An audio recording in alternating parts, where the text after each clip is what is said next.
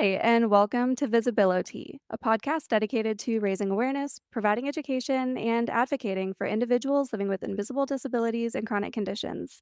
I'm your host, Lisa, and I'm passionate about providing education for individuals and healthcare providers alike to bring visibility to an often misunderstood population. Today, we have Jason Kreuzman on the show. He is an occupational therapist like me, but he specializes in FND or Functional Neurological Disorder.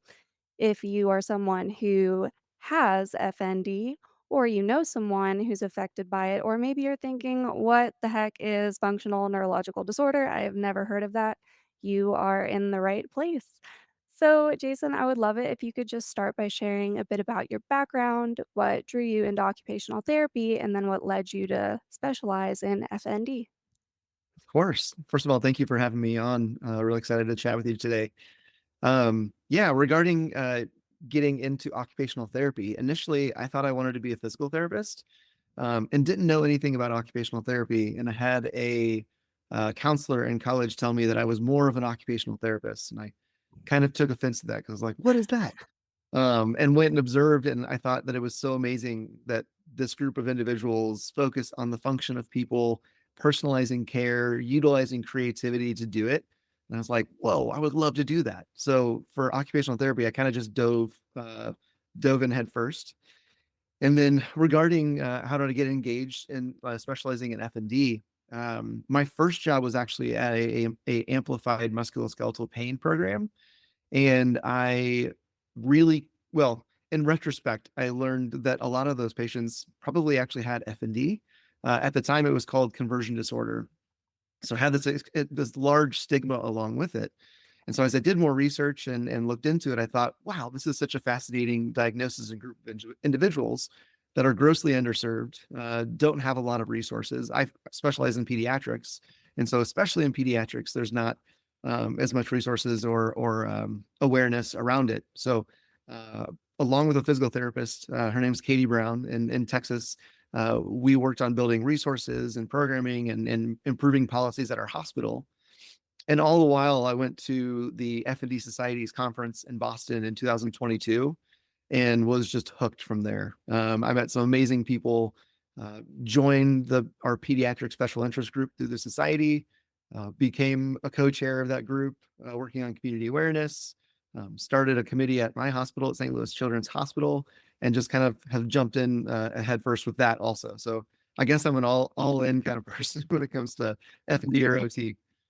Wow. Yeah, that's awesome. So we talked a little bit about this in our pre-show chat, but my first time I guess I heard of FND was when I was doing one of my fieldwork placements at the Vanderbilt Pediatric Hospital. And my CI, shout out to Holly, she's awesome. She was kind of the resident FND OT person there. And we worked really closely with one of the PTs, Thomas, and it was just so mind-blowing. None of these patients, none of their parents had ever even heard of this. I had never heard of it in school, and it's so I mean, it's sad, but interesting how such a, like, prevalent condition can be so unheard of by other people. So, for those who are unfamiliar like I was, can you briefly explain what FND is and how it differs from other neurological conditions? Course. So FND or functional neurological disorder essentially is where the nervous system and the body have miscommunication or disconnect with each other. So signals or information is trying to go from your brain down to the body to elicit motor responses, responses to stimuli in the environment, and that communication is being disrupted essentially. So sometimes they refer to it as like a software or hardware problem, where when you do these assessments or these screens, they don't see anything structurally like wrong. So like our scans aren't showing positive signs. So it's more of the way that our nervous system functions to elicit responses in our body. It's funny too because with FND, it's in adults, it's the second most common diagnosis seen in neurology clinics, but we don't know anything about it. And the only second to headaches, which everyone has headaches, probably every week. I would assume someone is having a headache, right? So it's definitely very prevalent, but essentially it's something that is very, very real. at an interjunction of neurology and psychology, that kind of challenges that dualistic thought of these things all being in your head or these things being only neurological. But yeah, and presentation can be very, very different too. Right. Yeah, that was my next question. So, how does FND typically present in different individuals? I know just in my short time seeing it in the pediatric setting and acute care that, I mean, no two people looked the same, like when it came to Mhm. how it was presenting. So, what does it look like? What are some common symptoms and why is it so often overlooked, in your opinion? Yeah. I think this question actually hits as to why most therapists are not engaging in this diagnosis as much or as comfortable because it is very heterogeneous. It presents extremely different from person to person. So you can have functional movement disorders where you have functional limb weakness or paralysis that kind of has a quick onset that looks similar to like transverse myelitis, where you're like, "Whoa, I don't have an explanation for this." You can have functional gait disturbances where you see dramatic changes in the way that their movements are. There's functional seizures that look identical to epileptic seizures. Um, there's dissociations, there's cognitive fog, speech impairments. There's a wide variety of presentations. And then you take into account each individual's unique biological, psychological, and social factors and comorbid symptoms. And you kind of get an idea of why the presentations are all so different. Wow. So I know as OTs, we focus a lot on daily life and functioning. So it sounds like there is such a wide variety of symptoms. What are the kind of ways that those symptoms are impacting people in their daily life? So in pediatrics, specifically, and I can talk about adults and more in general, um, really the symptoms are pulling the kids out of school. They're getting them so they can't do their extracurricular activities, everyday daily life, being able to get dressed, taking a shower safely when you have these functional weakness that makes it difficult for you to stand or for you to move. How are we going to get in and out of the bathtub? How are we going to stand there long enough to bathe ourselves? So we have these different impairments that limit our ability to function. And the occupational therapists, our role is to find creative ways to build in that pacing, to build in that graded exposure to re-engage in those daily tasks, and really building those routines to help them out. Same thing with adults, depending on what these symptoms are, whether you have functional seizures. Some employers won't allow you to work. Same thing with schools; they'll see these seizures and immediately call 911 and have you out of school. So immediate response or lack of ability to engage in general occupations is dramatically impacted because of these symptoms. How interesting. And do you work currently? Are you in like an acute care, inpatient rehab, an outpatient clinic? Where are you seeing these patients? I work in a pediatric acute hospital. So we see them mainly actually on a variety of floors. So they're in on general medicine floors or on neurology floors. Um, Sometimes they're in our psychiatric units. It really just kind of depends. We're also developing outpatient intensives and protocols and things like that to help. And then, depending on comorbid factors, pain is often a comorbid symptom that we see. So sometimes we'll see these kids in like chronic pain clinics and things like that. So primarily acute care and then a little bit of outpatient in clinics. Wow. So in the acute care setting, could you walk me through kind of what a typical OT, and I know it varies so much person to person, but what does a typical OT session kind of look like for this? Sure. Well, and I would add to it, it varies facility to facility. So some places are trying to get the diagnosis, get tools, and then get kids back to their functional tasks as quickly as possible. Sometimes too quickly. But an occupational therapy session is really there's three main things that we like to hit for therapy. We want to make sure that we're providing education, so ensuring that we have a good understanding of the diagnosis, whether it's the individual with FND or the caregivers, a good understanding of what their warning signs, their triggers are, because often we see these sensory impairments that also translate into interoceptive awareness deficits. And so some of what we're doing is interoceptive training so we can know how to use self-management strategies, which is one of the things that we're doing within our functional tasks that we're engaging in. So we're helping with that interoception. We're helping with re-engaging in functional tasks. So whether it's dressing, playing sports, whatever it would be, um, and then learning these different personalized self-management skills to really build that toolbox to help them reintegrate into functional everyday life. So we would um, for acute care, really the big things are we're going to be getting them dressed, we're going to be brushing teeth, we're going to be making sure we do showers, and so we're going to be utilizing these different strategies, noting these different responses or symptoms, and finding ways to utilize maybe some external focus or proprioceptive input to calm the nervous system to allow the appropriate function that they need to be safe and independent. Yeah, that is so interesting. So education seems like it's a huge component.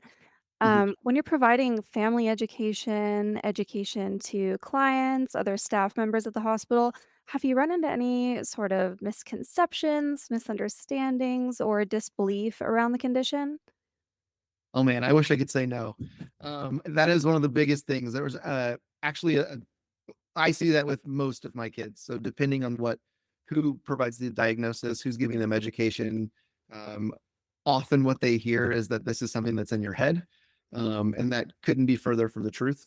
A study back in 2024 by FND Hope interviewed about 500 different people with FND and found out that 90% of them have experienced some form of stigma, whether it was during their diagnosis, during their treatment, or lack of referral. So I think the biggest misconception that I see is that this is something that's in their head and that this is something that they're causing, which, like I said, couldn't be further from the truth. Wow, that is aggravating. I hate that that's the case, but I don't, doubt it because I've kind of seen the same thing, whether it's FND or other kind of invisible conditions. Mhm. It is really difficult. I know as OTs, we're not diagnosticians per se, but from what you know, what is kind of the diagnosis process like for an FND? So generally, you're doing a an occupational profile or you're doing structured interviews. So usually, those that are diagnosing would be your neurologist or psychiatrist, some medical providers, depending on their comfort level with the diagnosis.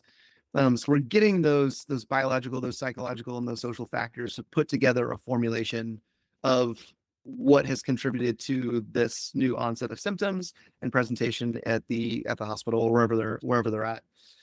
And then utilizing some positive signs. So things like the Hoover sign to look for hip extension weakness, or the hip abductor sign, or there's one called tremor entrainment, where if you have a tremor in your hand, you can elicit a change in that tremor by doing modified like ballistic movements with your hands, or overcompensating with a different kind of tremor movement, if you will. So doing something a little bit larger to calm down that resting tremor. So utilizing a lot of those positive signs, and for occupational therapy, we're doing an occupational profile. Although we're not the ones diagnosing, I think it's important for us to be aware of those positive signs, because when we're doing our functional engagement and tasks and we're doing functional ability and things like that, we can actually do those tests. And that can be a conversation that we have with our neurologists, our doctors, our psychiatrists, and psychologists to really get everyone on the same page when we're talking about the diagnosis. So before I even go and see kids for the first time, because usually they're being diagnosed right before we go in to see them, I want to make sure that they've been told that this is FND and that they've been given the diagnosis, explained to them, and that it's been put in their chart. So often it's not put in their chart. We'll say, hey, you have FND. And then when we refer to outpatient, they have no idea what they're treating. Um, so yeah, so that's kind of the process that I go through with that. That's so interesting, and it's kind of good to hear about those tests and positive signs because it can be so frustrating with these conditions that you don't have a lot of positive tests, these ones that don't show up in blood work or don't show up on a scan. It can Mhm. be really difficult to kind of, I guess, accept or understand that something is wrong and no, it's not in your head and you're not making it up, but having Right. some sort of positive sign of, look, there's Yeah. there's physiological things going on here. We do these different tests. Often we'll do, well, occupational therapists won't, but as a team, we'll do like MRIs and X-rays and CTs and video EEGs. And I think one of the things that I think we do with most other diagnoses that we don't do with FND is talk about what we expect to find with these tests. So I'm doing an MRI because I'm looking for X, right? With FND, we just say, hey, we need to do all these tests. And then at the end, we're like, well, it wasn't this and it wasn't this. So what we're telling you is it's FND. But if we're really trying to get people to either accept or be more agreeable with the diagnosis, I think a good place to start is saying, hey, I think that you have FND, and this is the reason why I'm doing this test to confirm my assumption.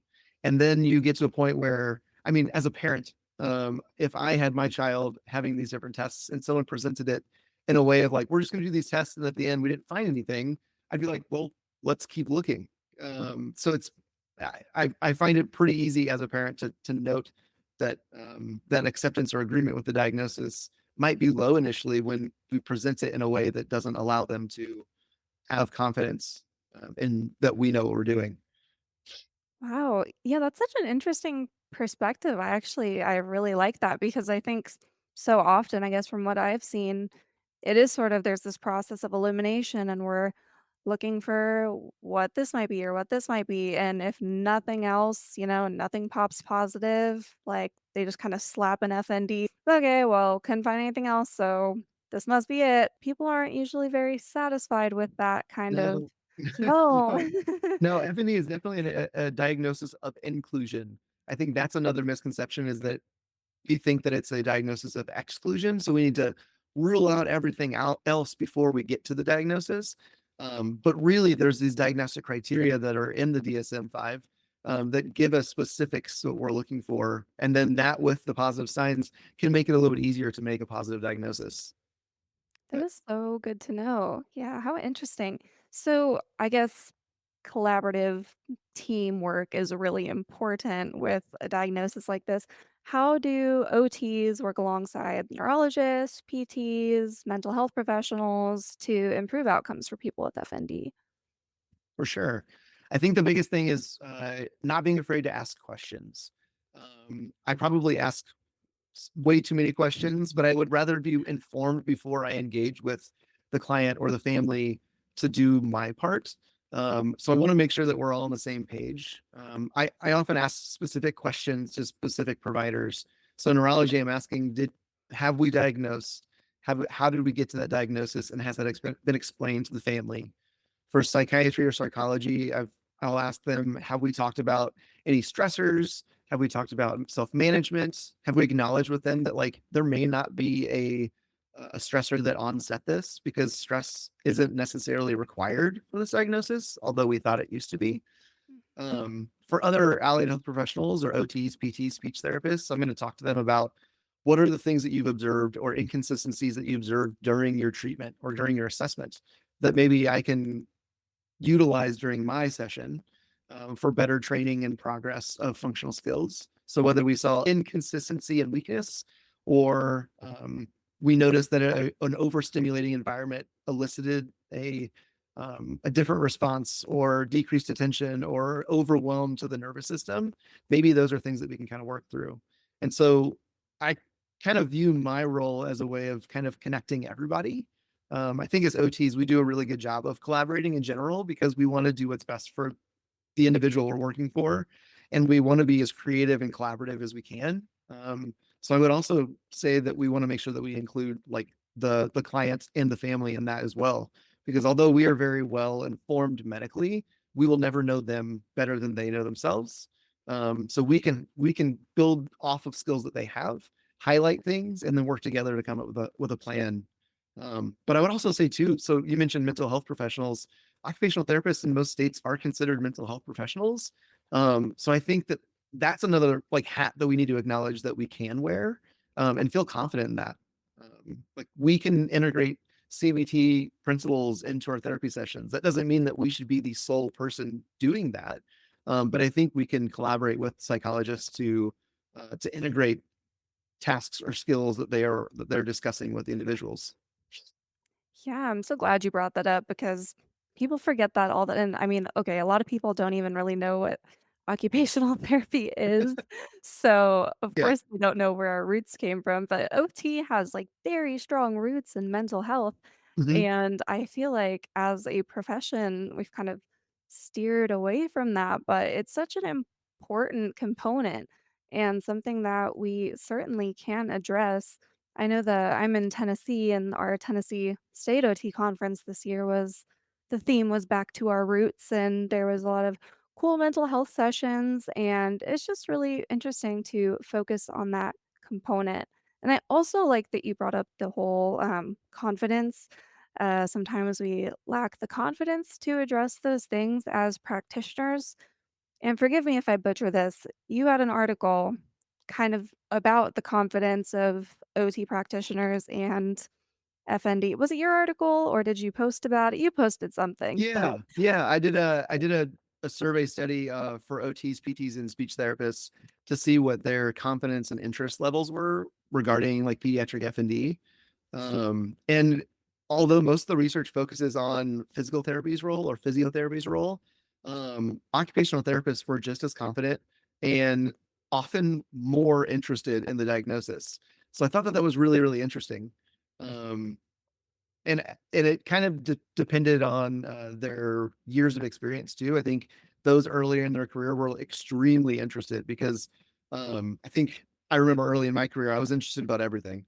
But I think maybe there's also been more discussions about, hey, there's this thing FND. We don't know much about it, but you may see it, or in your field work, you may see this thing and be like, that was really interesting.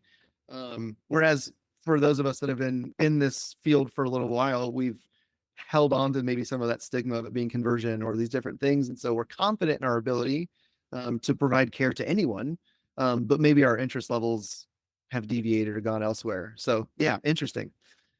yeah, and I think that education component is so important because the stigma is real. I mean, not Mm. just amongst clients, but other healthcare professionals. And if somebody, I guess, doesn't truly believe in something, they're not gonna be able to provide optimal care for that condition, you know? Sure. So, I think kind of educating other OTs and other allied health professionals is really important because it kind of hones in that interest, and then you can then go forth and provide better care for these conditions. Yeah. I think to that point, I think, um, there's yes, optimal care for this population are people that are F&D aware, that are providing psychologically informed therapy. But I think as an occupational therapist, we have really good foundations that we can utilize to help these individuals, regardless of if we know the all the ins and outs of the diagnosis, like building routines, sensory diets, um, pacing, graded exposure, building in confidence. All these are things that we do with most of our other patients, and I think if you start with those kind of things to help re-engage our functional tasks, that in and of itself is a better starting place than these individuals are at because of the lack of resources and lack of referral sources, that are out there. So I think Yeah, feel empowered, that you can help even if you are, uh, not as F&D aware as maybe they need at the moment. you should be a motivational speaker, you know that? I feel empowered to go out there and go forth and provide great care. So I guess on Yeah. that kind of wavelength, aside from, just honing in on those traditional things that we've learned and our traditional interventions, what other advice do you have for OTs that may not specialize in FND but want to be able to better support clients who have functional symptoms? I think, co talk about it, bring it up to other therapists, talk to your neurologist, see what their opinions are and their thoughts. We were talking about this actually before we started. It's like after we graduated and took our boards, we thought we would probably study less, but as OTs, we're studying all the time. We're looking at I probably have read more research articles in the past like month than I did in the entire graduate education that I did went through. So I think look through what research is out there. I think there's a number of really good resources, like FND Hope, which is run by individuals with FND and medical professionals together. There's a website that I use. when I'm providing education to therapists or doctors and families alike. It's neurosymptoms.org. There's introductory videos that are a minute or 2 minutes long that you can watch. You can watch that with your client and their family. There's also specific tips regarding specific subtypes of FND, and shows like progression of how you can treat and those sort of things. And there's a lot of, I mean, there's a lot of good resources on like Instagram and things like that. I think the hard thing is when you are going through like social media, it's finding like how do you navigate what is evidence based and what is Mhm. opinion based. And so I think be careful with that. But I would say utilize your resources, start conversations, and if you're really interested, join the FND Society. I think that was probably the biggest hurdle. That once I got over that, I realized, oh, everyone here just wants to improve how we care for these individuals and improve awareness and things like that. So I've been fortunate enough to have conversations with people that have been doing this for 20, 30 years and have written the books on how to treat this because they want to talk to you. It can be extremely daunting, and you can have that imposter syndrome, that you're like, why would they talk to me? But I feel like if you have interest, um, join in a group, jump in a like reach out to the people on like FND Hope or FND Society and ask questions. We want more FND advocates, so I think just I think talking about it's a good starting point. Yeah, and that's another common misconception I think in a lot of I mean, not just OTs, but any healthcare professional is that, like, I have to be an expert on this before I can go do something with Yeah, it. And yeah. I think that's so limiting. And even earlier, what you mentioned with the CBT, and like, I think some people think, like, oh, I need to be a, board certified cognitive behavioral therapist, Mhm. like, before you can implement any of the, like, kind of practices of it. But that's not really the case with most things. I mean, you're never gonna be there are very few subject matter experts in anything, but just kind of Yeah. having that heart to inform yourself and getting some background knowledge is so, so huge. And just being an advocate, like you said, because I think one of the hardest things with these conditions that you can't really see, on paper or on certain tests is that a lot of these clients are disbelieved by so many people. And just having someone that says, I believe you and I'm interested in learning what I can to help you, I think is so, so huge. And kind of on the, I guess, realm of advocacy, how do you advocate for your clients, especially when they have struggles to have their symptoms taken seriously by other providers? I think, depending on who you would ask, I probably am annoying, in the sense that I will go and I will talk to anybody to ensure that we have a plan, that we've provided appropriate information, and that we're not like so since I'm in acute care, we're diagnosing, providing treatment, and discharging to hopefully the progression of treatment that they need if it is necessary.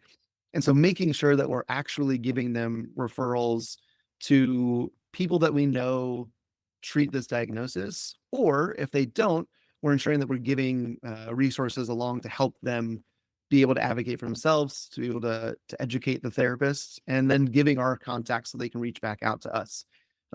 We don't have all the answers, but I think having like an open dialogue with different therapists can help us learn from each other, to provide that like better care. Yeah, absolutely. Sometimes finding somebody to refer to can be such a challenge because you really do. You want them to get that quality care, but with some of these, I don't want to say more obscure conditions, but I guess less talked about conditions, Sure. there's just not a huge pool of providers to refer people to. So, And when you sorry to interrupt, no, you're fine. when you call different clinics, some of them will say, "Oh yeah, we treat that."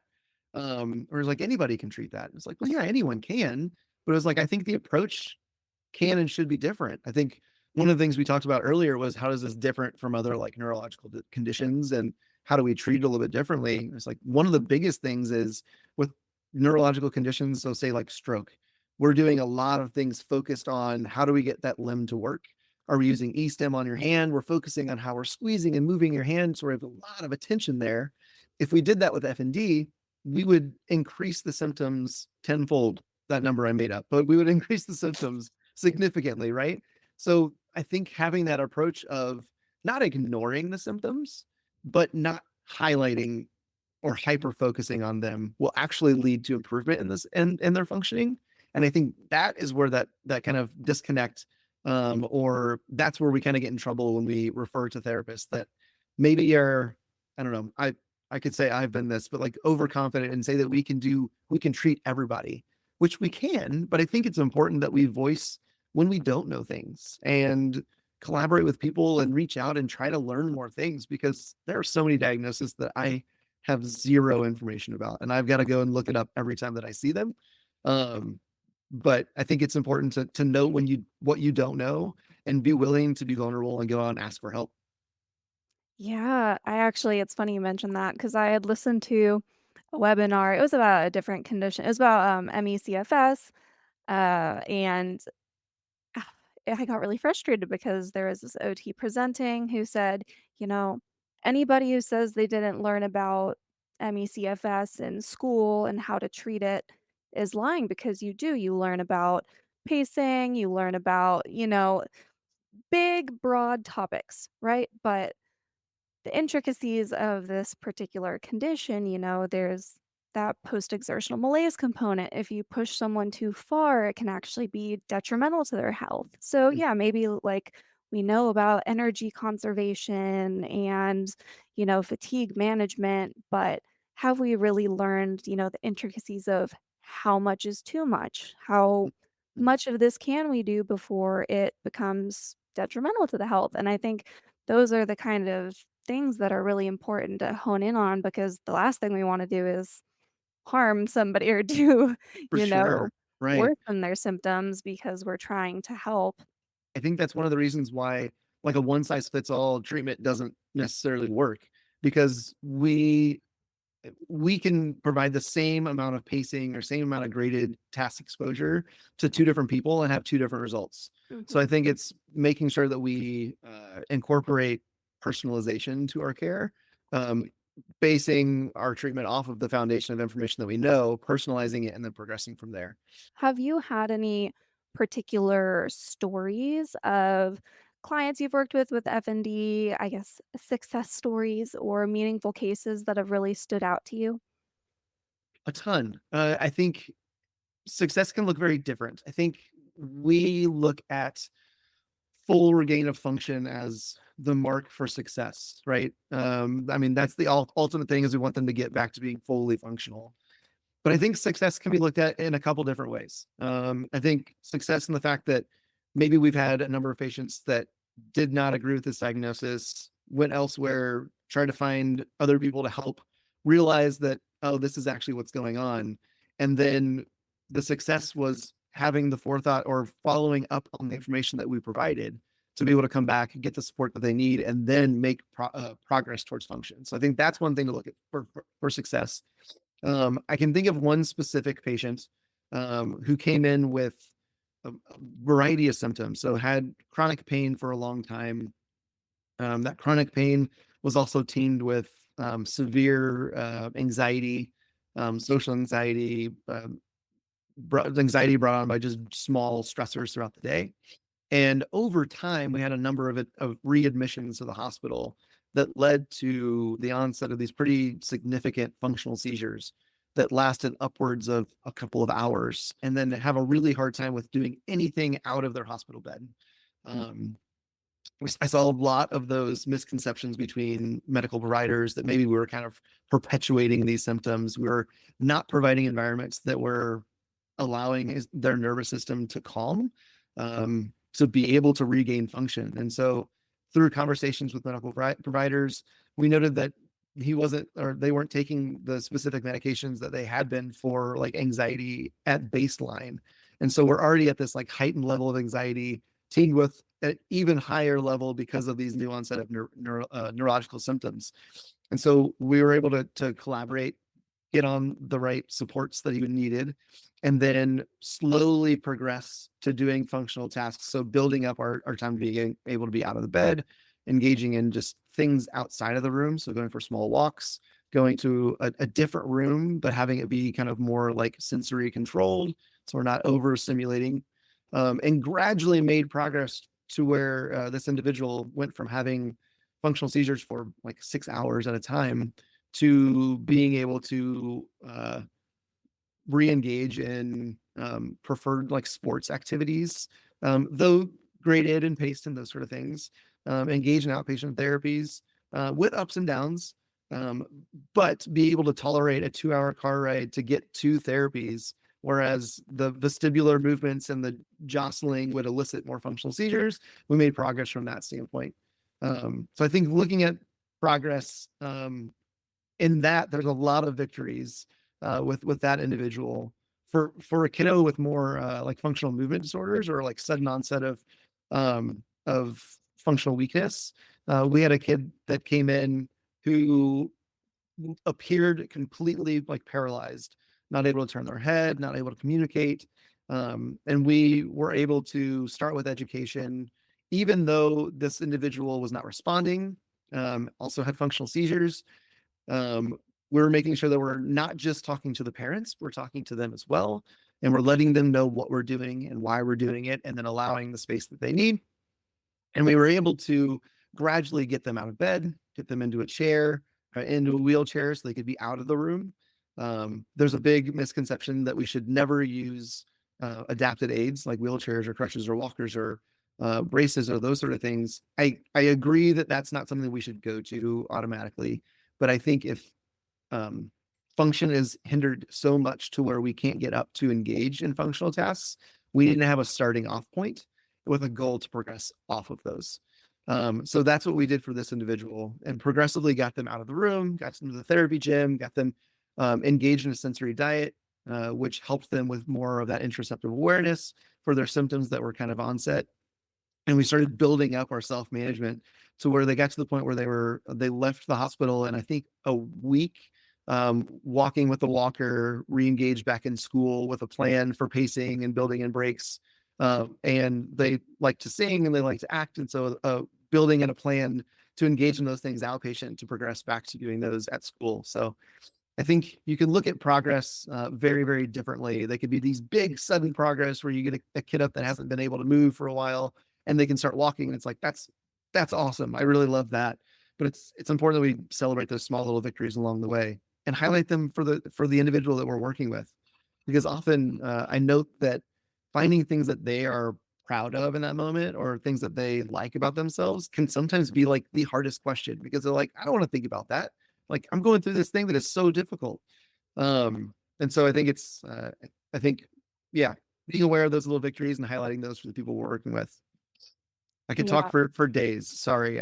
No, no, it's great. It's so interesting. And that's such an awesome perspective. I'm a big, believer that we should celebrate all the small victories all the time. I think life, just in general, is hard enough as is, like no matter what you're going through. Yeah. And I love celebrating the little wins every single day. Some days, I just get out of bed and take a shower. I'm like, good job, Lisa. That's good work. You deserve a donut.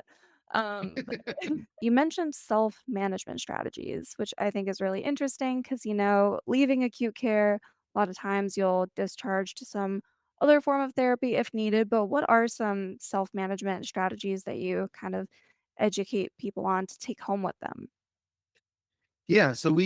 I usually try to start with things that don't require objects or dependence on other people. So usually I start with like paced breathing or box breathing, those sort of things.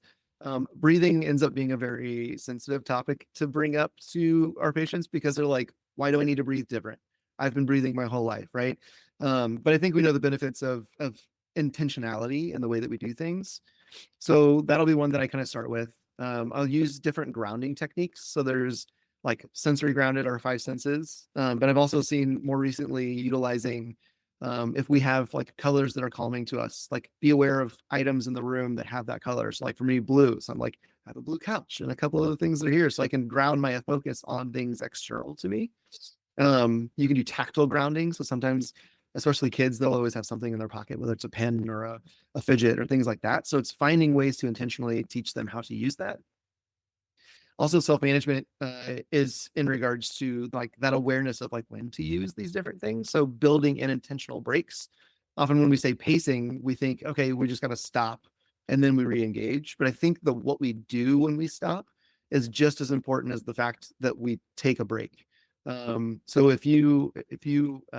I see a lot of these individuals be very sensitive to really loud environments, really bright environments, really busy environments. And so if we're taking a break within a loud, bright, busy environment is not going to refill your cup. It's not going to give you reserves that you need to get through those next moments. And so we'll talk about where do we take those breaks? What are we doing during them? Are we using our grounding items? Are we humming to different songs? Because we know the benefits of like humming actually vibrates our vagal nerve, which calms our lowers our blood pressure and our heart rate down a little bit. So it's finding what works for these individuals, trying things out. Sometimes it's going to be silly, sometimes it's going to be really weird. But I think finding what we know they will actually utilize is really, really important. I see a lot of like utilizing like proprioceptive input, so like those weighted like neck pillows, blowing bubbles. I mean, it can be some really silly things, but I think it's important that we try a variety and see what works. Yeah, because like you said earlier, it's not gonna be that one size fits all. Some of these For sure, yeah, techniques and strategies might work for one person, and some might work better for others. I think it's so funny that you mentioned the breathing because that is so real. I actually recently went through a functional breathwork course just because I was interested in it. I'm in that stage where I'm trying to build up my OT toolbox as much as yeah, possible. And when someone recommended it to me, saying, this can be really beneficial to a lot of different chronic conditions, I went, "What do you mean? Like, it's breathing. I've been breathing forever. It's how I stay alive." But, as yeah, part of going through the course, I actually had to engage in a lot of breath work, and I was blown away with how different I felt and the positive benefits that than any time I recommend it to somebody else. They kinda give me the same, "Ugh, I know how to breathe. yeah. It's okay." I will do whatever the task is that I'm recommending with them. Because if they think that it's ridiculous, like I'll be ridiculous with you. Like that's like we're in this together. And I think doing that actually helps with building that rapport. So they will be more prone to try things. I'm not going to hyper focus on breathing because I think that there's a lot of different examples, but like diaphragmatic breathing is one of the things that like psychologists will give a lot. But that is like the opposite of how we normally breathe, which sometimes can be really stressful for these individuals. You're bringing all this extra focus on how our body is moving and functioning that they're already at a heightened nervous system level of stress that maybe that is not the thing that they need at the moment. So it's like, cool, we tried that. We're going to check that off for now. We'll revisit it later. So yeah, it's that hyper personalization, but I think it's important to leave our egos at the door and jump in and do it with them and show that like there's even benefit for me to do this. Like I feel a little bit more relaxed now that I did that with you. Yeah, and I like that you mentioned kind of how pacing works because people don't like to be in this lacking mentality of, "Oh, I can't do anything because I have to just do nothing and rest." And it's Mhm. it's really great to kind of because that doesn't work for most people, If you tell people to cut out XYZ, a lot of times compliance just isn't gonna be there because it's like, "Well, okay, maybe that'd be ideal, but I can't, so I'm just not gonna do any of it." It's like, "Okay, Right. well, if you still have to engage in all these activities, where can we incorporate, like, little intentional rest breaks and actual rest breaks, not, I'm gonna sit and scroll on my phone and watch all these really bright, flashy light, high-speed videos or, you While know." sitting in a dark room, but yeah, Yes. for sure. Yeah, so that's so interesting, and that's helpful because I think it's great to have tools that you can use at home because sometimes maybe if you are in outpatient therapy, you're only going, a couple times a week, but what are you doing the rest of the time to make progress? So it's really great to equip people with those things that they can do. Thinking about the different environments that are maybe more triggering or stressful and go and practice it. Try these different things out. If you found things that are helpful, go try it out. And then when you come back for therapy, let's talk about it. Let's work through it and see like what worked, what didn't work. Like I had a moment and then it was just too much. I think it's important to go and try things out too. So encouraging that as part of your home exercise program. Our home exercise program shouldn't be things that they've failed at during therapy, because all we're doing is causing them to have less confidence in themselves, less ability to have like self agency to be able to make these choices, improve our function. And so it's have this engagement in our therapies, build success during our therapies, and then have them try that as their home exercise programs in a variety of different settings to help them get back to their function. So, like you said, like building up that toolbox of self management in real life settings, because it can be hard to transition that information from a clinical setting to a real life setting.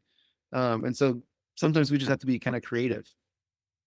Yeah, and that reminds me of just what you said at the very beginning about getting into OT is that is such a cool thing about what we get to do as OTs is kind of Mhm. implement that creativity aspect. Not that PTs can't be creative, but I was in kind of the same boat as you. I originally, because I had never heard of occupational therapy, I Mhm. originally was kind of on track thinking I was going to go to PT school, and then I kind of I don't even oh, it's kinda embarrassing, but, um, there was one less chemistry class required for an OT school application, Not embarrassing. and I was really struggling with chemistry, and my advisor said, "Hey, have you ever heard of occupational therapy? You could drop that chemistry class." And I was like, "No, I'm gonna be a PT. I don't know what OT is." And then I went and observed a bunch of OTs around town, and I was like, "Oh my gosh. Yeah. This is the coolest thing I've ever seen. Wow." And was just kinda hooked.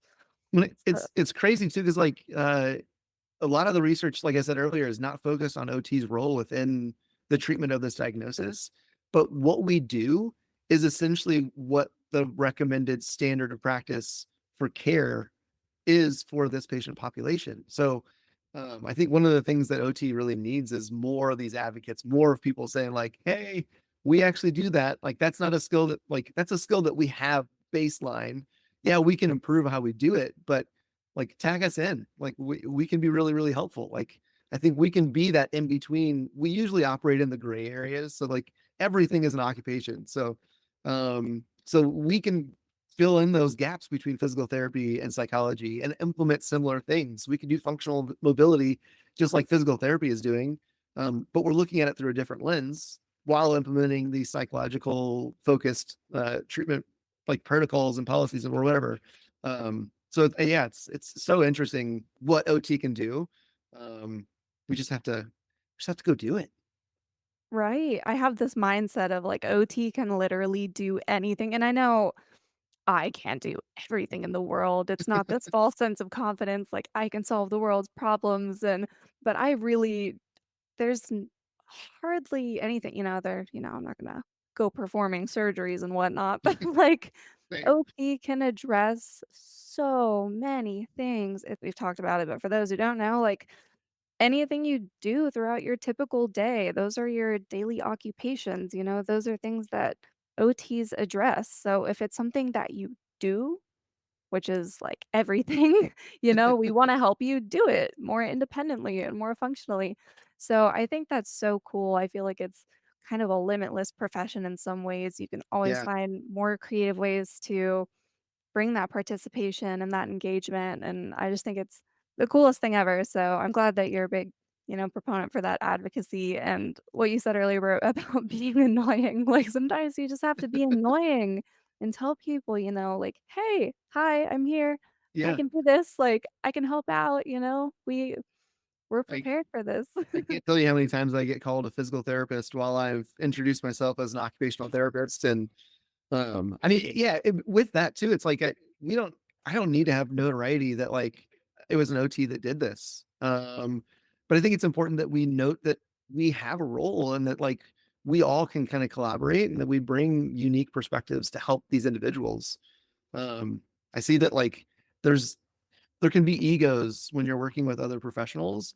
Um, and I think at least in talking to people that work in FND, the people that have the most success from a system standpoint are ones that utilize like an interdisciplinary approach where there is blurring of lines, where there's an awareness of each person's um, roles and what they can bring to the table. But there's also an acknowledgement that like there is a crossover. You don't like tiptoe to this line and go, oh, that's not my stuff over there.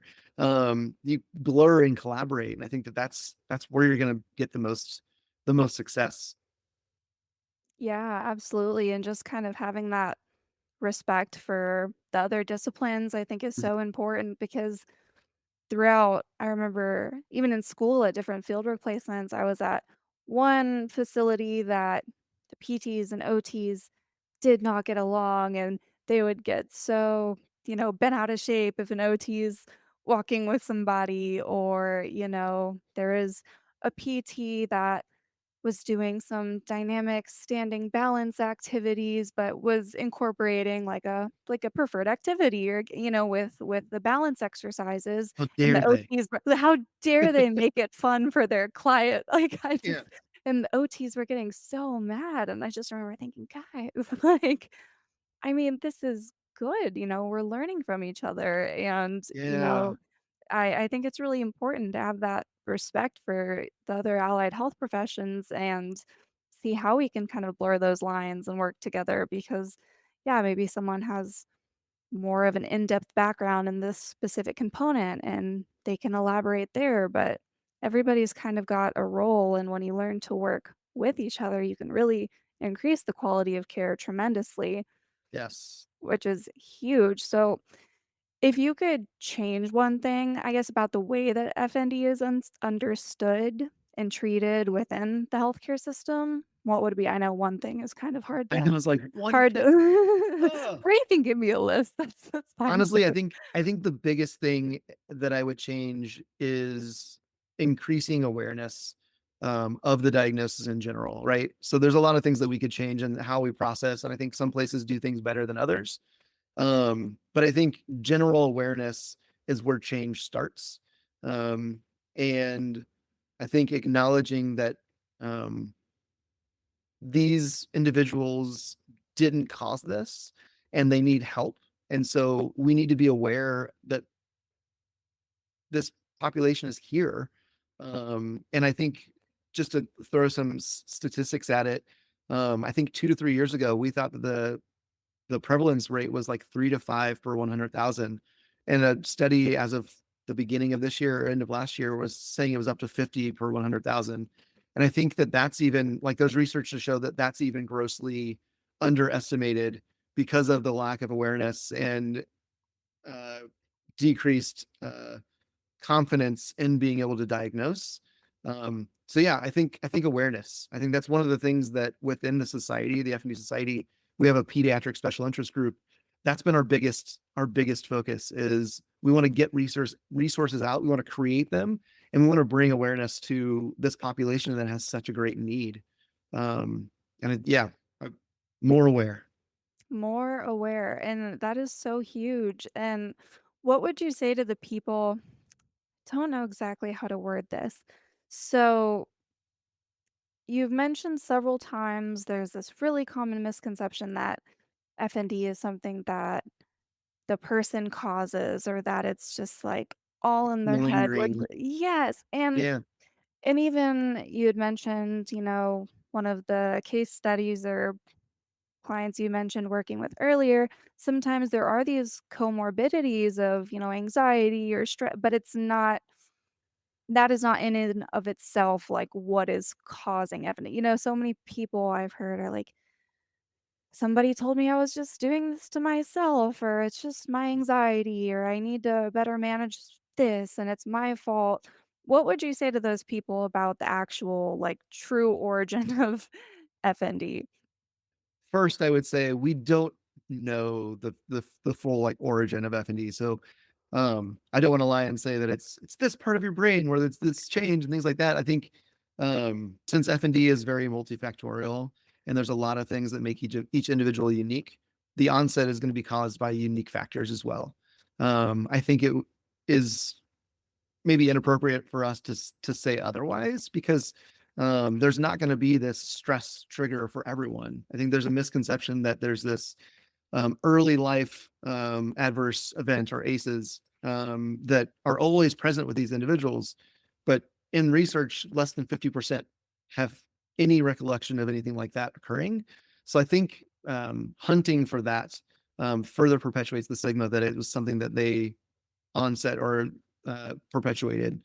Um, so I think, yeah, I think kind of supporting that. I think one of the biggest issues that perpetuates that thought is the fact that it used to be called conversion disorder, where we thought that the psychological stressor manifested into physical symptoms. And so I think we're doing kind of a couple things. We're trying to get rid of that mindset because that's been kind of kicked out of the diagnostic criteria, and we're trying to shift people's minds to realizing that there are so many reasons or factors that contribute to this, and being okay with not knowing what the onset was, what led to the initial like increase of those symptoms, and like that's not all too different from diagnosis like MS or Parkinson's, where we don't know all the answers of like what caused that person or what made them more predisposed or those perpetuating factors. We know treatments and we know what do we do after the fact. And I think that that's kind of similar with FND. There's a lot of like research that shows like changes in our amygdala function or cortex density or size or those sort of things, changes in how our sensory system is functioning. But we don't know if those changes occur before the onset of FND or as a result. And so I think regardless of the reason of why they got there, we need to look at each individual uniquely and look at those comorbidities and factor those into our treatment because we need to treat the whole person. Um, and and and really just get rid of the thought that this is something that's in your head or you're causing this because man, it's not. I It's mean, so I guess we can say it's in their head because all movements and all pain and all thoughts start here and then come to the body. So in that sense, I guess maybe they're right. But I right, think I guess everything's in our I head. think our delivery is very it needs to be more fine tuned, if you will. No, absolutely, and I feel like it's such a deeply rooted stigma. I think people sometimes are so scared of things that they don't understand that it's Mhm. like, if I can't label what this is or exactly what's causing this, like, it must be psychological or it must be, it's just Yeah. it's so easy to write it off when you don't really understand the root cause. I was like, we like to put it in columns. So it's like Yeah, we like things being neat. We like knowing you broke this bone, so this is the protocol that we're going to do, and it is easier when it's black and white. The gray is where it gets confusing and concerning. right, 100%. So as far as awareness, I know you're doing lots of presentations. I know you have a website on the way. I know you're doing lots of cool things. So what are some cool things that you have going on in the realm of advocacy and awareness? Yeah. So yeah, you mentioned websites. I'm working on an OT specific website, Rewire OT, that'll give some general information about functional neurological disorder treatments, how do we get to the diagnosis, and then unique things for OT. So working on that. Don't have a timeline, but also have FND OT on Instagram, Facebook. That's a good way to connect. I personally do not have all the answers, but I like to try to connect people in different areas if they are looking for providers. Maybe I have a contact that I can connect you with. I can't give guidance and treatment and those sort of things, but sometimes just giving validation that like, yeah, this situation is really not good, but you're not alone in people working. Aside from that, doing a lot of work in the within the FND Society. So I said I'm the co-chair of that committee, and we work on community awareness and education. So bringing awareness to like what we're doing. So we're currently working on a general like FND packet that can be used for individuals with FND, providers alike, and hoping to have that done for FND month, which is actually in April. So we're 1 month away. Um, so working on that, have a lot of other really cool projects that are going on that I can't really talk about too much. But there's a lot of really cool international collaboration going on, working on improving the way that we care for individuals. Like I said, I'm in pediatrics, so focus mainly on that part. Um, but yes, a lot of things going on. I did want to highlight a few other like places that they can go that people can go to get resources or training or those sort of things. This is not like I mean, I guess it kind of is a plug for them. I'm not paid by them or anything like that, but these are like really cool colleagues that I've met through the society. There's a group in LA called Reactive PT, who does live education courses. They do virtual education courses for people with FND and for providers. And they have one of the coolest clinics and treatment team out there. So really, really awesome stuff that they're doing there. And then there's a few like virtual options. Usually it's been a lot of like psychologists. So we've got the like Teen Academy, which is run by a psychologist that's made for teens with FND. So really good option to do things virtually. So if you're in a different state, you don't have a provider, then this is a good one to go to. As well as another one called FND Courage, which is out of Colorado, that's doing a lot of really good work as well.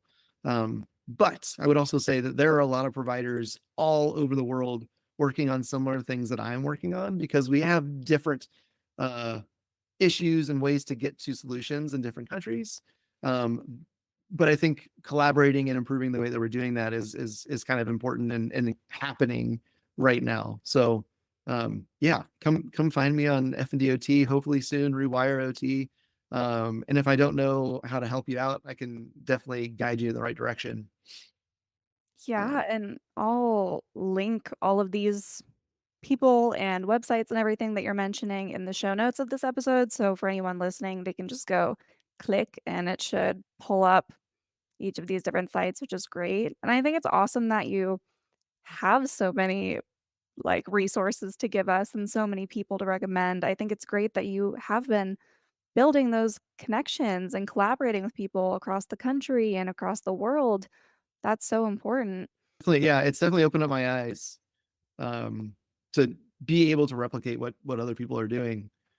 I do want to point out one other thing too. So, an interesting thing that OTs in the United States are hopefully coming up on is the OT Compact, where you can be able to treat across state lines. I think currently there's 35-ish states engaged in that. So, if you are in an F&D desert, so where there's no providers there, there may be options of virtual care coming your way, hopefully sooner rather than later.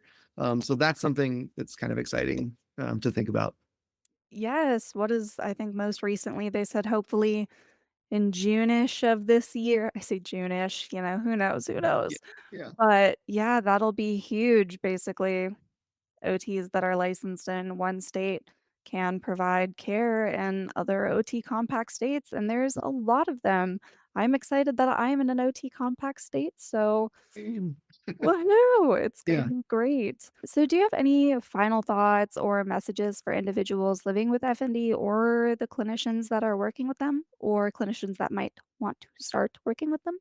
Yeah. I think for those with FND, I think I want to highlight that there are a lot of people working to advocate on your behalf and that we want to collaborate with you to improve how we're working together to do treatment. One of the things that we're actually doing right now is I'm collaborating with F&D Hope to improve their youth and young adult page, and we're asking for people younger or practitioners to give insight to help us with kind of remolding how that looks.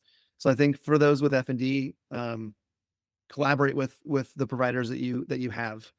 It is tough when you feel like you are the driving force of your care, but know that there are people working on this. I would say encouraging those who are interested in working with this population to just start working with this population. Focus on the skills that you are confident that you can provide, and then do some research and look it up and read some articles and message people on social media or reach out to these different sites and ask your questions. I bet 9 times out of 10 they'll respond and answer them. And I think, yeah, I think in the effort of bringing more awareness, have those conversations, bring it up. If there aren't policies or protocols where you're working, ask why. ask if this is something that we can help with developing, and then reach out to people and see if that those processes have already been created. So I think asking a lot of questions, being curious, and knowing that there are other people working on this as well that would love your collaboration and help. Yeah, that's great advice. Come on, guys, it's gonna be fun. We're all gonna study just like we're back in school again. It's gonna be great. I don't know if that sold it. I mean, I think it's great to just, I mean, I feel like we all end up in this profession maybe because we wanna help people and we wanna learn, Yeah, and this is such an important part of that is just learning how to better help people, so it'll be fun. You're gonna be so smart, so informed. yeah. But you also don't need to know everything. So use your strengths, Exactly. bring your strengths, and collaborate with people that have other strengths. Yes, So you as you Jason don't have to do it said, alone. you don't have to know everything. If you wanna start Yep. treating this population, just do it. Yep. Like Nike says. Well, amazing. I will link all of the resources that you've mentioned in the show notes, as well as your profiles on Instagram, so that people can connect with you if they would like. Just as a quick reminder to all the listeners, any information you're hearing in this podcast should not be considered medical or therapeutic advice. And please always consult with a qualified healthcare professional for personal medical concerns. But that being said, thank you so much, Jason. I really appreciate you coming on and taking the time to talk to everybody about this. Thank you for having me. This has been fun. Thank you so much for joining me today on VisibilOT. If you found this episode helpful, please share it with someone who might benefit from these strategies. For more insights and tips, follow me on Instagram at VisibilOT, that's VisibilOT. And don't forget to subscribe to the VisibilOT podcast to stay connected. Please consider taking the time to leave a review or rating on whatever platform you're listening on. And until next time, take care and stay visible.